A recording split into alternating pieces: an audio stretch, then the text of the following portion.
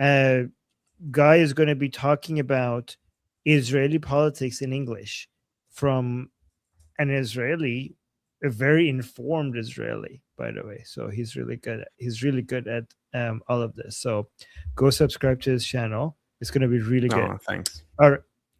Yeah. Oh, no, Okay, so a couple things about the situation right now that are really, really important to understand. The deal between Trump and Hezbollah and Trump and Bibi is that Hezbollah would not be attacking inside Israel proper. Presumably, that's the most likely interpretation of the deal. And in exchange, Israel would not be striking the Dahya, which is the main hub of Hezbollah in Beirut. The issue then is that they just did that an hour ago. They struck inside Israel proper. Whether or not Israel responds, and it should be a forceful response, would be key to seeing if this is our hands are tied or if this is just a trick. And I'm not as optimistic as you guys, because we've been here before many times with the Americans and with Trump as well, where he actually wants us to stop attacking, and if it's not life or death, we do. And the latest Truth Social post was actually very, very key, because can you pull that up? Which one is it? By who? By Trump. The President Trump's Truth Social. Here, I'll bring it up. Okay. Also, Guy, is Nabih Berri related to Hezbollah in any way? So I'll explain that in a second. Okay. So this is, and it's soldiers, right? So when I read this, I was like, oh wow, it's actually the better version. So he turned his troops around. Again, there were no troops to turn around, but it sounds more. But let's read it one more time. Trump. Okay. Trump. I had a conversation with Bibi Netanyahu today. This is Trump, asking him not to go into a major raid of Beirut, Lebanon. He turned his troops around. Very likely there were no troops in the sky, much like Trump was not an hour away from announcing a strike before suddenly canceling against the regime. But it's more dramatic this way. Thank you, Bibi. I also had a conversation with representatives of the leaders of Hezbollah. That's Nabih Berri. I'll get into that in a second. And they agreed to stop shooting in Israel and its soldiers. Now, and its soldiers is huge, because that means that the soldiers that are within Lebanon would be free of the fear of having to deal with drones and FPVs that Hezbollah has been firing at us for the last few weeks, with very little for us to do, because Israel, despite warnings that have been received from some people, some of which I personally can attest to, the military did not learn the lessons from Ukraine and did not prepare properly for drone warfare. But then it says, likewise, Israel agreed to stop shooting at them. That could be a problem. That could be the kind of ceasefire conditions that Israel can absolutely not afford. That shooting at them can be either interpreted as shooting at the Dahya, or more likely shooting at Hezbollah operatives in general. Hezbollah operatives in general, the ceasefires we've had so far ever since the Eid al-Bipel, as we like to call it, have been basically, we had a ceasefire, and then if we see them amassing forces or preparing for something, we strike. If this is a blanket, don't shoot at Hezbollah, that's horrible. And we'll see what it is. I mean, the condition is, isn't this condition here impossible for Hezbollah? So stop shooting at Israel and its soldiers. You were saying that this is big because But why is this like? That's a big deal. That's a big ask from Hezbollah. Yes. No. So stop shooting at Israel. They probably can do. They haven't been shooting at Israel before the last couple of days anyway for a while, but they have been shooting a lot at soldiers. They've been shooting drones at soldiers, and that was a big nuisance. And a bunch of soldiers died as a result. What are the chances that Hezbollah is just going to stop using drones? Well, Sole they just soldiers? shot at us an hour So- ago. So, Into yeah, Israel I mean, so- proper. Not even this version of the conditions. Well, why is it? Then why are you concerned with President Trump's post, given that we have already demonstrated that Hamas, like Hezbollah, cannot abide by this? That means Israel Because- now can do whatever they want. We'll see about that. That's what I'm concerned about. We'll see whether Israel strikes the Dahya or not. Historically, when our hands are tied, they're tied, and then you find an excuse. They're tied for other reasons. For example, if you want the negotiations with the regime to go well, or you want them to not strike yet because you're not ready for whatever reason. And then if they threaten to strike, if Israel strikes Beirut and you don't want them to do that, then you tell Israel, listen, don't strike Beirut, and then you find an excuse to justify that. So this that is not an insecure. excuse. Like, this is like they shot at Israel proper. So you like, I don't understand the first, like, the concern with President Trump. The concern is that Hezbollah. So the concern is that us not being able to strike in the Dahya has nothing to do with Hezbollah. It has everything to do with Trump's specific incentives, and the Hezbollah thing is an excuse. And he managed to get so what I'm looking for, a promise from Nabi Berri that this would happen, and But and- it doesn't but it's matter actually- anymore because it doesn't matter anymore because it's already violated. This is already So, been right. violated. so I agree it's already validated, and then we'll see if Israel actually strikes the Dahya as a result. If Yeah, Israel but- doesn't but- strike the but- Dahya, No, but my point is that whether they do or not, President Trump's post is not stopping them because they're no, the free post now. isn't. No, the Then what post is? isn't. But we don't know what happened in the conversation between Netanyahu and Trump. Him saying this, it could be that Trump said to Netanyahu, "Listen, whatever you do, you're not allowed to strike the Dahya. I'll try to get you some diplomatic outs that don't make you look like a bitch." We'll see now Well- if Israel actually strikes in the Dahya, and it's not a foregone conclusion to me that they will. So this is what he's like. That's the equation. I want to see whether this actually comes true. Okay. That's the worry there. And Now, real quick, what do you think would actually enforce this? Oops. enforce Israel not striking the Dahya, or enforce Hezbollah not striking Both. Israel? Hezbollah not striking Israel, nothing. It's up to them whether they want to break this agreement or not, and they have broken it again. They shot less than an hour ago into Israel. They shot rockets into Israel, which breaks any version of this. It's been broken. What is keeping Israel from striking the Dahya? Only Trump. That's the only thing that would do. Like if So you think the- if we don't see an attack, that means that President Trump is putting a lot of pressure on Israel. That's what you're saying. correct, yes. Okay. By And what then- time? and you're do we going to need see a lot of By what? You're going to see a lot of what? we're going to see a lot of after this strike tomorrow. You're going to see a lot of tweets and attacks on Netanyahu that we're a proxy state, and that he has to make his own decisions and has to put a to tell Trump enough, because like it's too much, it's too big of an ask, or something along those lines. Which is, by the way, easy to do when you're in the opposition and you don't actually, or you're a minor member of government, when you don't have to actually deal with Right now, as we're speaking, there's a lot of attacks on Netanyahu in Israel. Yeah, there have been for the Right. last few hours, and then it's like, okay, it actually looks like a decent deal, but now they broke it. So now we'll see if Israel actually strikes the Dahya.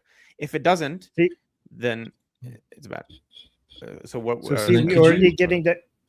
we're already seeing comments like that in the chat. Like, look at this. Erickson is saying, "Guy, what are you talking about? This tweet from Trump makes us look like a bitch from the get-go." That's what is. I agree. I'm assuming Erickson is Israeli. You agree?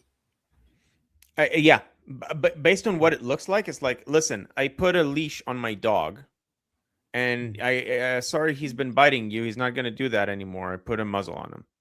That's basically what it looks like.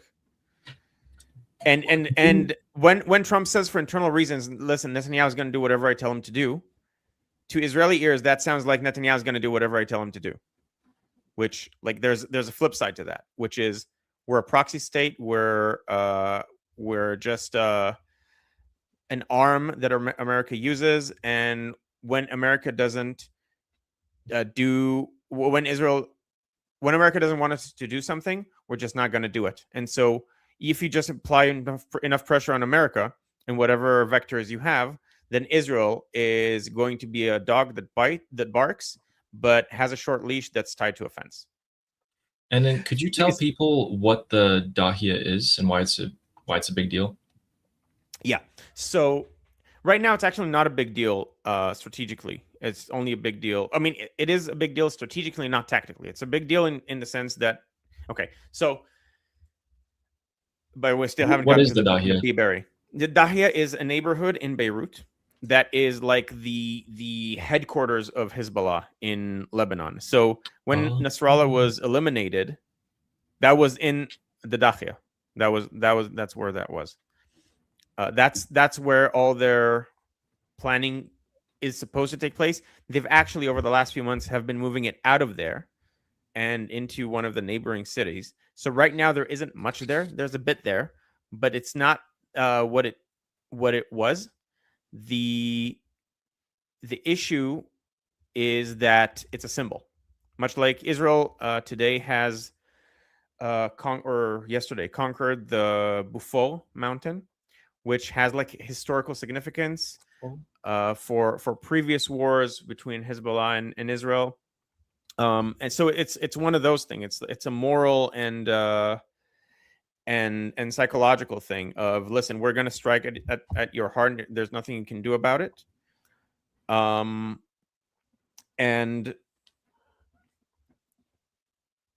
I lost my train of thought. So if they were going to hit the Dahia, sorry, go on. Yeah, no, you go ahead. No. So if they were going to hit the Dahia, which is the headquarters of Hezbollah, it's a neighborhood, but it has a lot of Hezbollah related things in it. Yeah, so I mean, most of their families probably live there, right? Because if it's a rich, nice neighborhood, then that's probably where they put their kids and their families. So that makes sense that there would be some sort of leverage there to have Hezbollah stop the attacks, because they don't want their families to get blown up. So it's not even that. Let's assume that the families aren't there. The fact that Israel would be striking the Dahia. So Hezbollah is very, very weak right now internally. Like only the Shiites support it, and only some of them. There is actually an awakening within the Shia Muslims in Lebanon against them, but everyone else despises them. It's like, for everyone who's not Shia, it's like, imagine the Shia are the 5% Durkas, except it's a third of the country, and the Sunni Muslims and especially the Christians and the Druze are the regular Iranians in terms of like how they feel about it. But Hezbollah is the strongest military force. So Roman Viking sent a super chat. What would need to happen for the Lebanese military to turn on Hezbollah and fight them? They would. The answer is that the Lebanese military would have to exist as a practical force. So the average Lebanese military person gets like $300 as a salary. The average Hezbollah operative gets $1,800 because they're funded by the leech on the Iranian people. And Hezbollah is just a much stronger force than the Lebanese army. That's just the truth. The only force able to put down Hezbollah is Israel, which Israel is now doing, which is why a lot of Lebanese people, a lot of Christian Lebanese people specifically, and Druze are starting to openly say that they're for peace with Israel, and for Israel, like they hope that Israel would reach very far high up in Lebanon, because that's the only way to get rid of this occupying force. Everyone it sounds familiar. I heard in Lebanon right now there's a concern that the Israelis would leave, similar to how in Iran, Iranian people were concerned that Israelis would leave. Like there is a huge group of people in Lebanon, including even Muslims, that are saying like, please Israel stay and finish the job with Hezbollah. Is that accurate? From what I haven't heard this, it doesn't surprise me. Now it's not going to be the same because they represent a third of the people, and right now they're not getting money. So not even they don't even represent even, the Shias right. anymore. Yeah, right. They represent at most they represent a third of the people, and they don't have the same force multiplier that the IRGC has. So they're not as strong as the IRGC, and they won't be able to do whatever the fuck they want if Israel leaves. But people are very much hoping that this would be the battle that takes care of Hezbollah. And someone in the chat, well, in that case, okay, Roman Viking, in that case, Lebanon should allow the IDF to operate from the northeastern Lebanon with an amphibious invasion as well. You have to understand that it's very new for people to be for Israel doing this, and they still wouldn't call themselves Zionists. Some of them are brave enough to say it. And the Sunnis are very much ambivalent about Israel. They just really dislike Hezbollah and are like really happy that someone's taking care of it. And they're willing to have a non-aggression pact with Israel. They're still not open to normalization. Or that's like they're like 50-50, the Sunnis. The Christians are majority for having so there were recent polls. The Christians and the Druze minority, but it's a very small minority, are very much for peace with Israel, and they want a warmer peace. And okay, but going back to what's happening now. Oh, are they? Looks like we have an Israeli in the chat who's saying they're shooting now into Israel. Yeah, Kat is Israeli. I'm not seeing anything on the breaking news, like on the apps.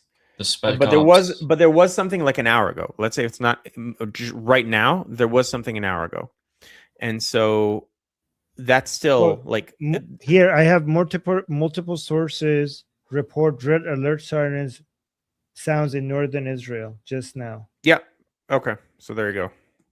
Guys, also breaking news. By the way, we have some explosions somewhere that I did not expect at all. Let's try and get this here. So Shin is reporting explosions, and I want to show you guys where. I did not expect this. Where? Some people saying that was false alarm.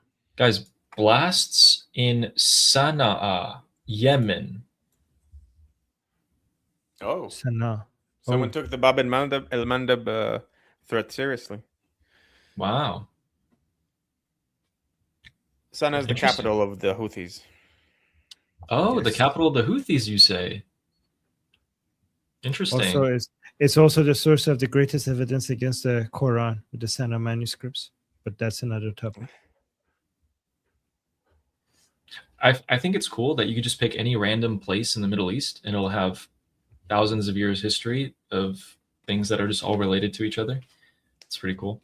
But okay, guys. So if we zoomed out like 10 times, here's what I'm going to say. I'm going to sum everything up in one sentence.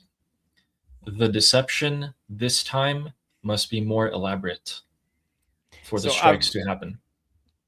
I agree with that. And I actually thought this, I think, Armin, I told you this like 2 weeks ago, I think, before when there were still plans for the strikes and right before Trump said we're canceling. I very much agree with that.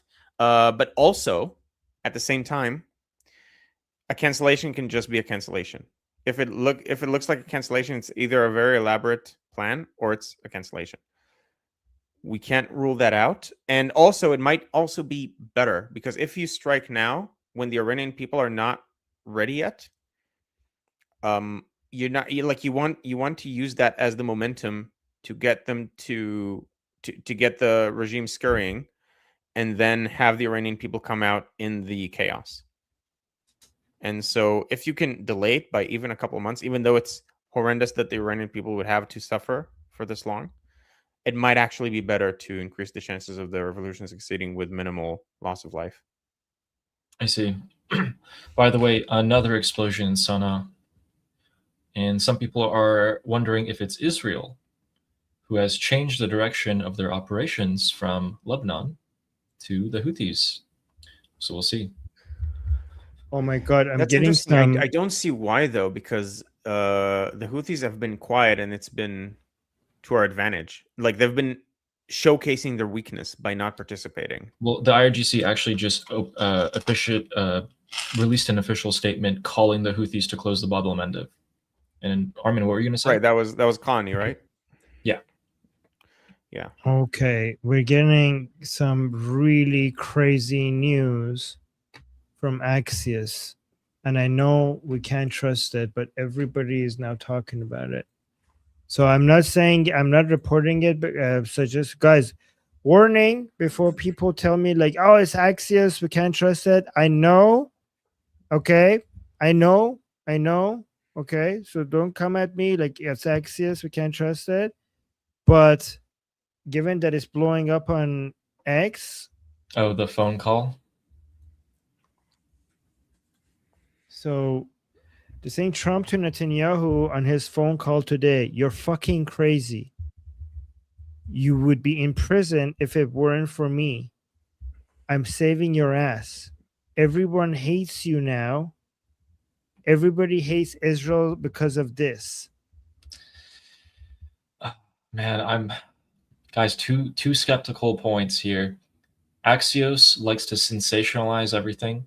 They've also And it's been Barack saying Ovid.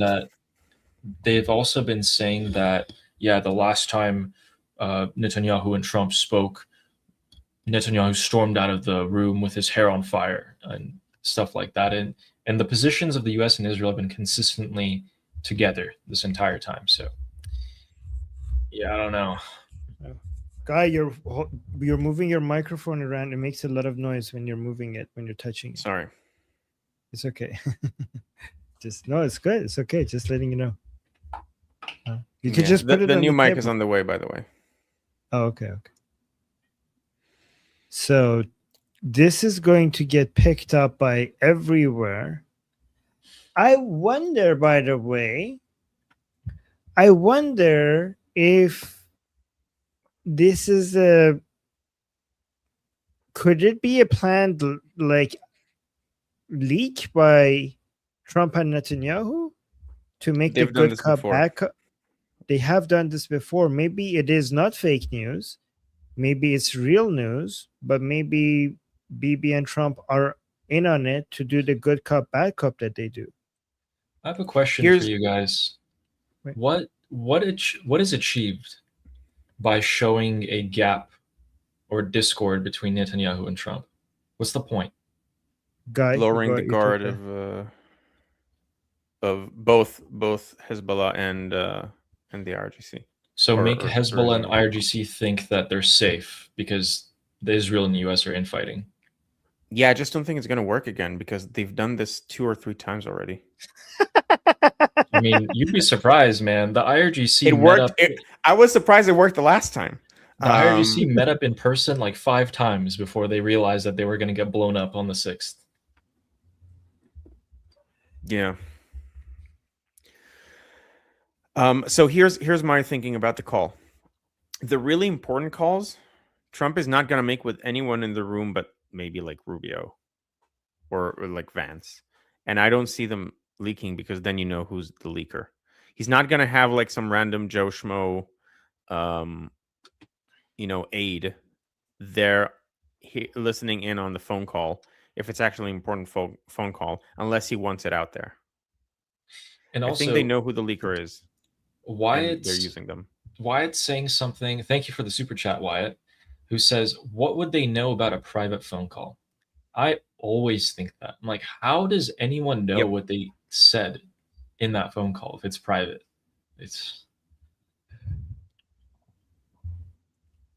I mean, it's never when they say private, they don't mean there was nobody listening in. There's always staff and that are listening in. When they say private, they only mean not shared with the media. That's what private means. No, but So I it think, comes out. but the Trump Netanyahu calls, I imagine the really important ones are actually private. Like there's actually no one else in the room other than Trump and Netanyahu. Okay. Oh, wow, guys. What? Here, let me share this. Let me bring this up here. Sorry, move.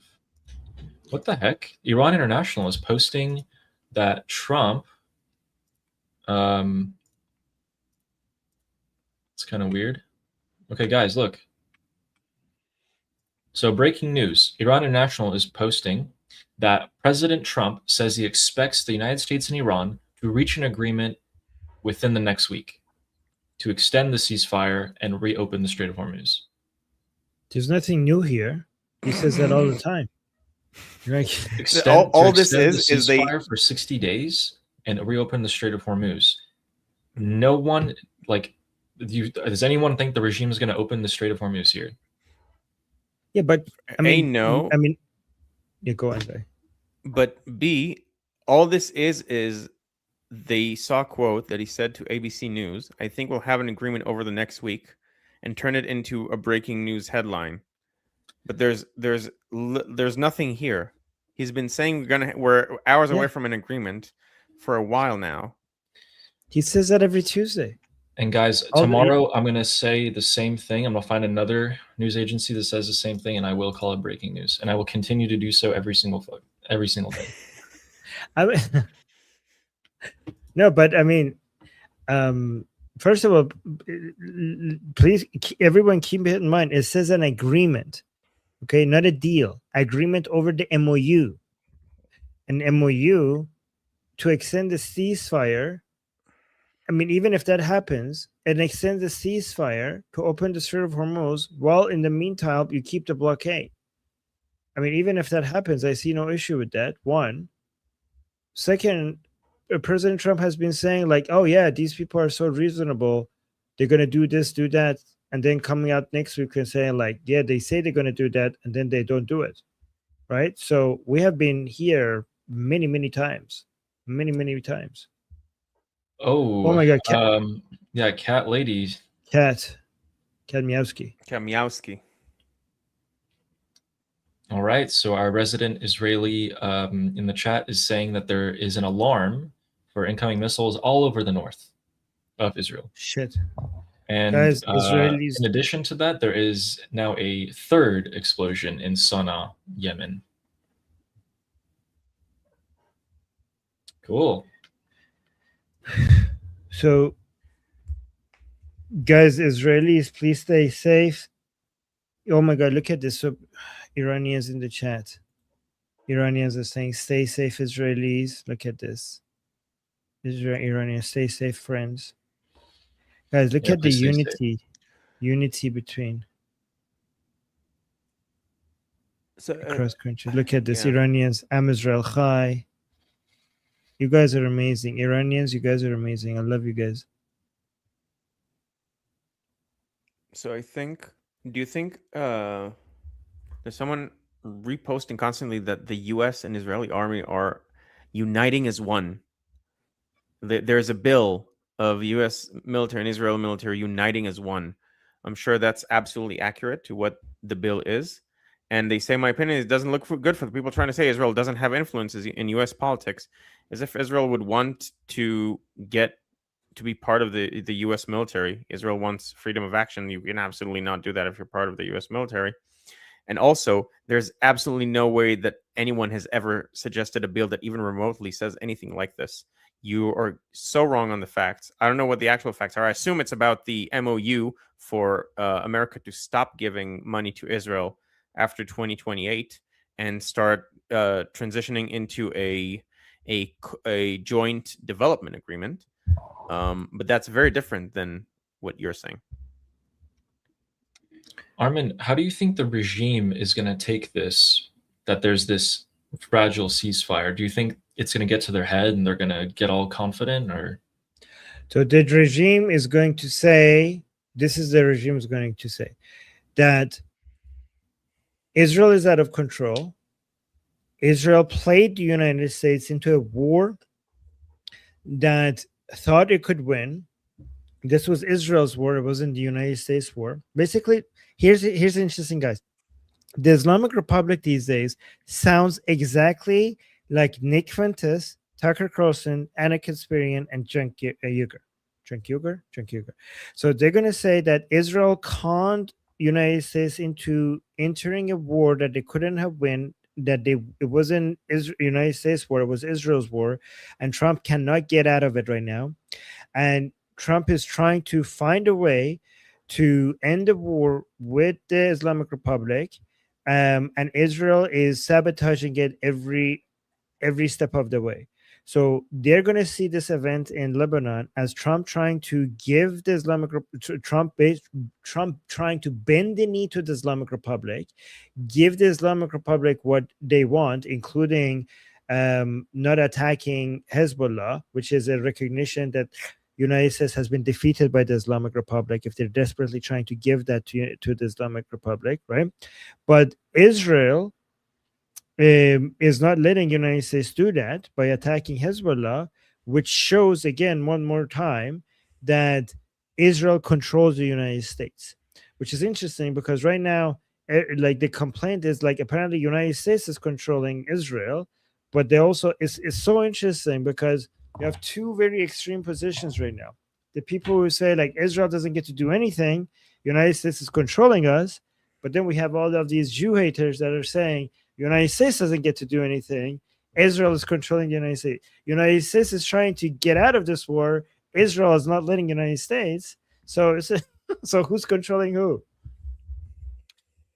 Those are quick update for you guys on what's happening over Israel. So Israel News Without Censorship is reporting that there's at least 17 launches in the last minute. And pro-Hezbollah Telegram channels are reporting that Zionist American warplanes are over southern Lebanon. And there are missile interceptions. Yes, Zionist American warplanes. Zionist American. And then also there are interceptions by Israel over the Sea of Galilee. Those are the ones sent by AIPAC, right? Those are specifically the planes, the American planes controlled by AIPAC, or the Zionist American ones. Yes. We lobbied too hard, and now we're flying over southern Lebanon, dropping bombs. They should put AIPAC logos in those planes to make it separate from the other planes. From the non-Zionist American planes. This one's specifically brought to you by AIPAC. Yeah, exactly. So, guys, should we read the super chats? And then after the super chats, I have your guys' favorite clips from the past 24 hours inside of the Islamic Republic. So actually, there's one point I still owe you that you asked about Nabi Berri. Oh, yeah. So he is the head of the Amal party, which is meant to be the non-Hezbollah Shia party and supposed to be more moderate. Think of it as like the Pezeshkian of parties. It's the reformer, the clean political entity that is supposed to be moderate, but it's actually just hand in hand with Hezbollah. So whatever Nabi Berri says, good guy. Yeah, he is. So Nabi Berri is like the legitimate political operative to speak to get, but he also has good relations with Hezbollah, and so he's the person you speak to when you don't want to speak to Hezbollah because they're terrorists and you don't recognize them, but you want to get messages to them.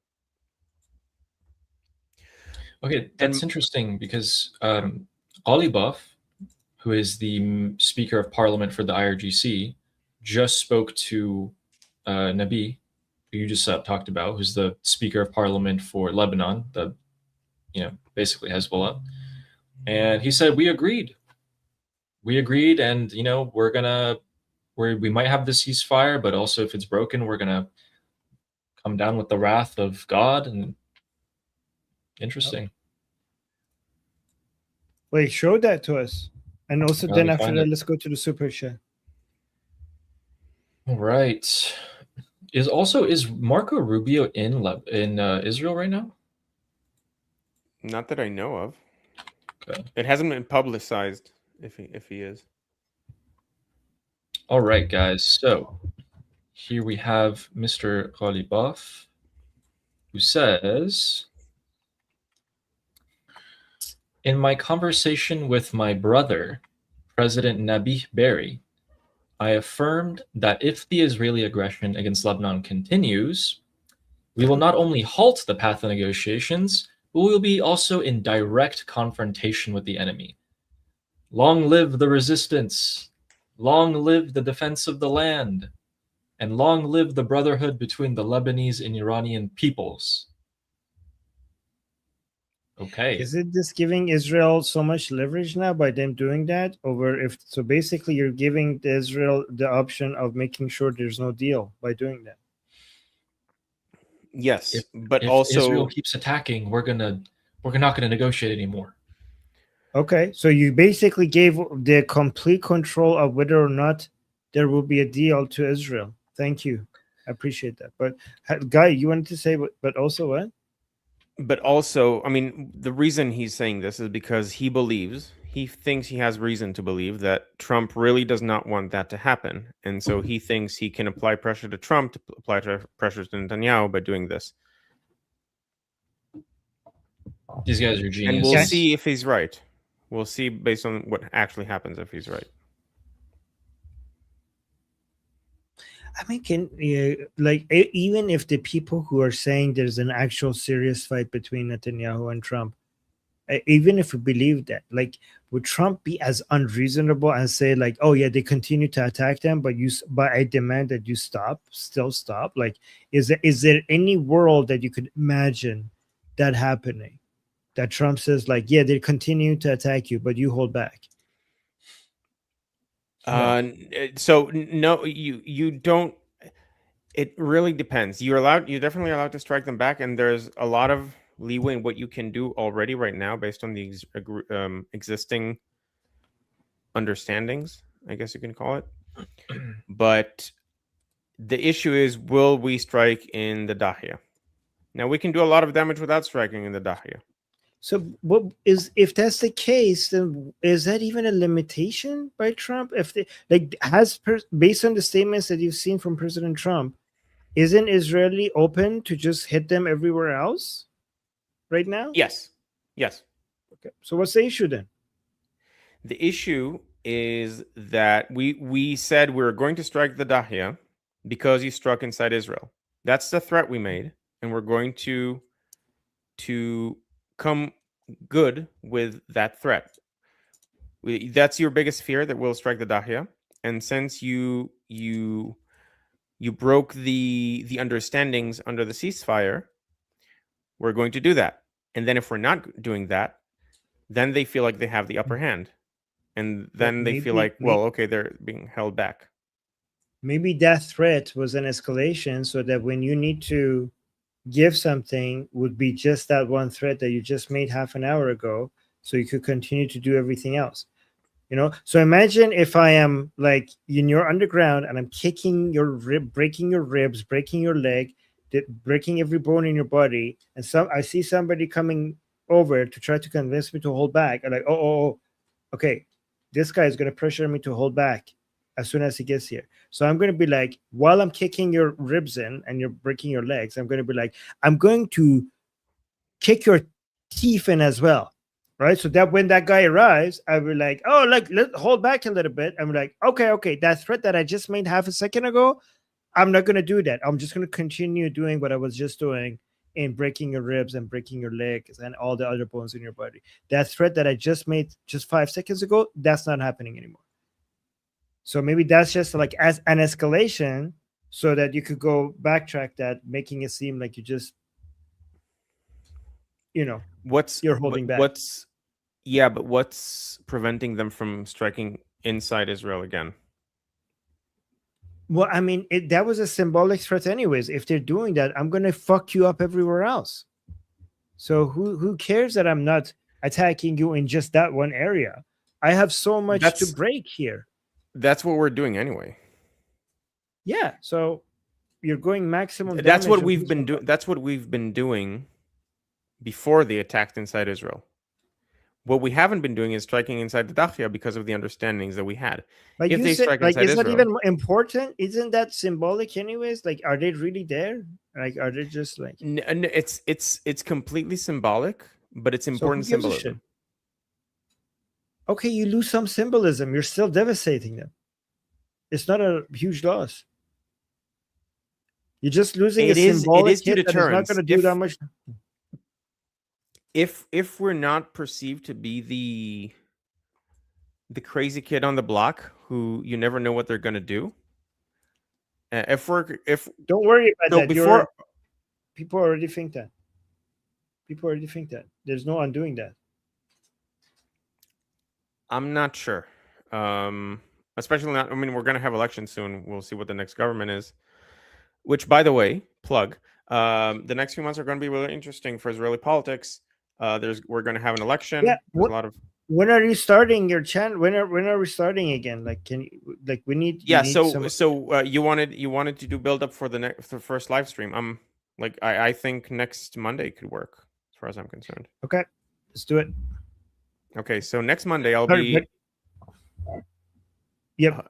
Hosting a live stream on Liberty Politics, when you can come and ask questions about Israel, anything you want about Israel, and I'll do my best to answer.